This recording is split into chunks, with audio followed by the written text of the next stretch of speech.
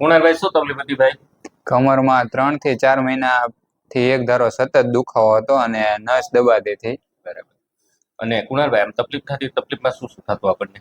એટલે આમ કમર આખી સીધી ન થઈ શકે, આમ હલન ચલન ન થઈ શકે, આમ જાજી વાર બેઠી ન શકાય એમ. બરાબર. આવું 3-4 મહિનાથી આવે? 3-4 મહિનાથી સતત થતો હતો. બરાબર. ને પગમાં ખાલી આવતી? પગમાં ખાલી ચડતી હતી. પગમાં દુખાવો આવતો? હા, દુખાવો આવતો હતો. હવે કુણાલભાઈ આપણે તમે જે પહેલા એક્સરે કર્યો ને, એક્સરે ની અંદર શું તકલીફ હતી?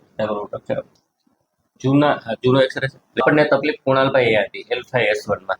આ આપણી ગાદી દબાઈ ગઈ હતી. બરોબર. આ ગાદી દબાઈને આપણી આ નસ દબાવી દીધી હતી.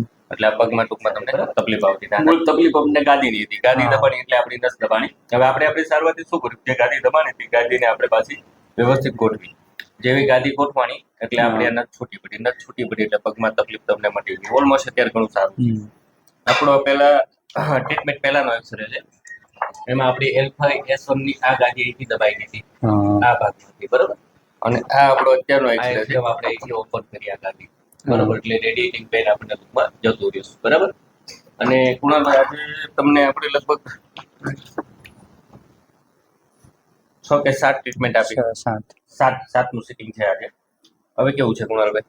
હવે પહેલા કરતા આમ ઘણું આમ 90-95% જેવું સારું છે. તકલીફ આવે નહીં જે પહેલા. અને હવે ઓલમોસ્ટ સારું છે. બરોબર.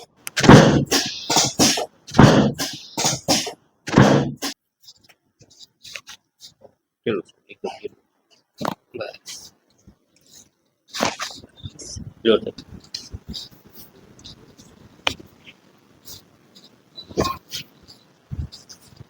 કરો પક્ષી તો